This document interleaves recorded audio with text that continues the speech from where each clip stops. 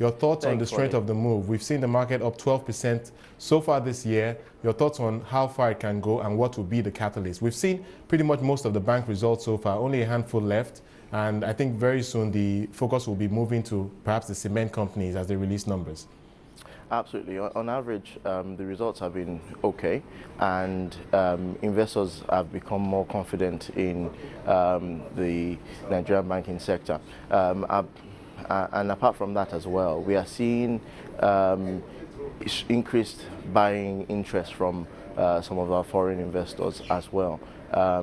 As you know, with the issues in Europe, you are seeing a lot more institutional money flowing into emerging and frontier markets as well. And when you talk about frontier markets, Nigeria is one of them. Therefore, we are seeing strong appetite for Nigeria risk. We are also seeing, if you remember, the market was at the beginning of the year around about 21,000, went up as high as 23,000 levels, and retraced to 22,000, and now we're seeing an upward trend again. Obviously, it's too early to call, but I think that the market is going to end up this year, probably around the 23,500, 24,000 levels. Okay, I want to bring you back to some results we've seen so far. Outside the banking space, we saw Unilever release half-year numbers. Many people point to the fact that the numbers were pretty flat, pretty disappointing. But what's the view of Stanbic IBTC on those numbers in particular? Because that is a very key name in the consumer goods space.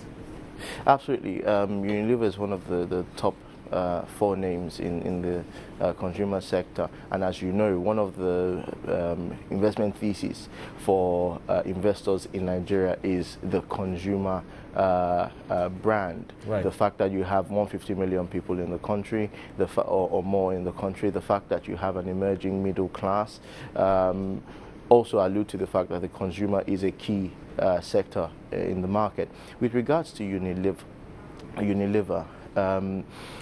on a quarter-on-quarter basis, the results were obviously flat. You know, turnover came down.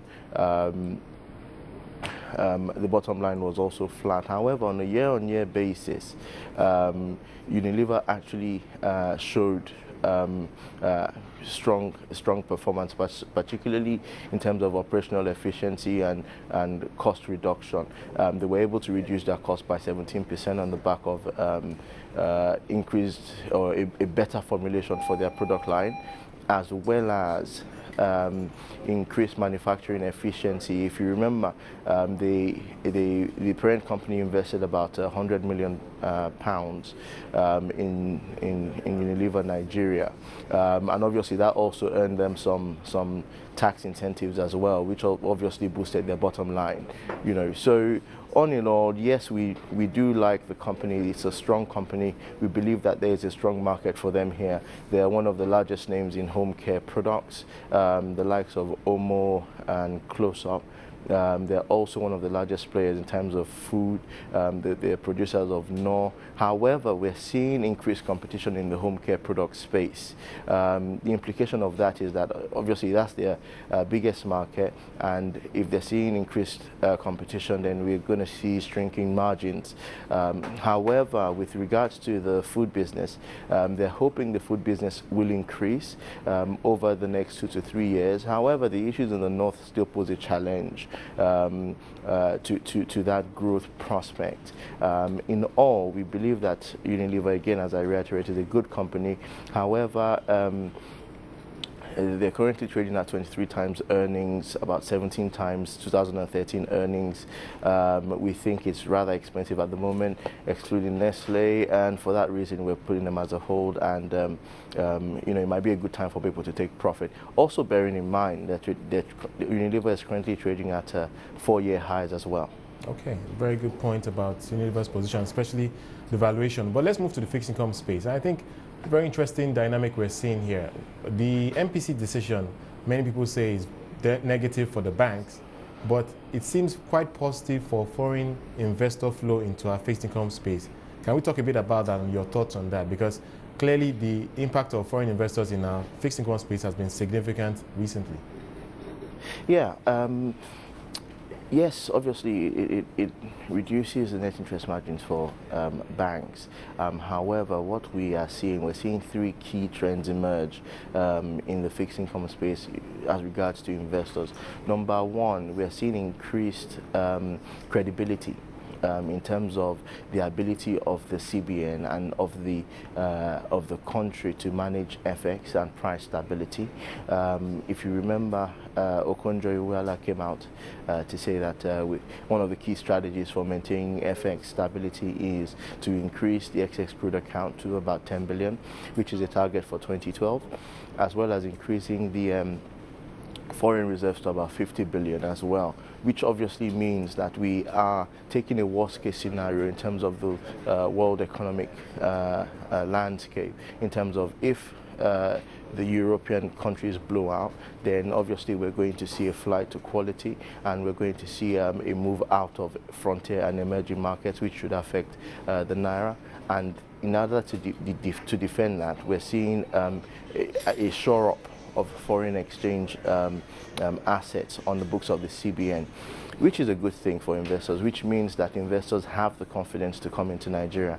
And as a result, we're seeing increased demand at the short end of the market.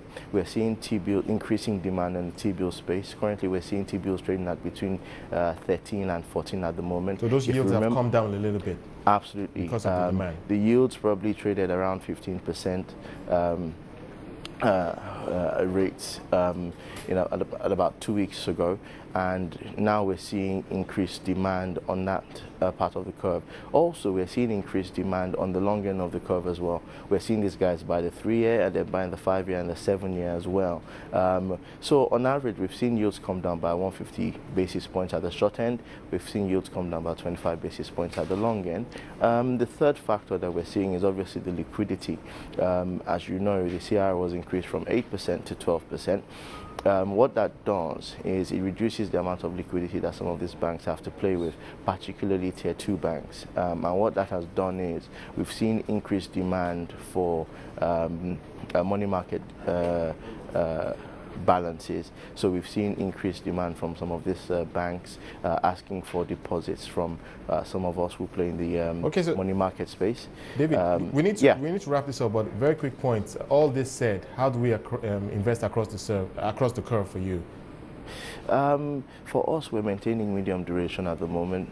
We like the fact that we are exposed to the 7-year and the 10-year bond markets. For our money markets funds, we're trying to extend duration as much as we can. So for funds that can, we've invested in a 365-day T-bill. Roughly around 16-17% yield, and we're currently just taking advantage of that at the moment. For new investors coming in, probably stay short in the medium term, medium end of the curve. So that's basically how we're playing at the moment.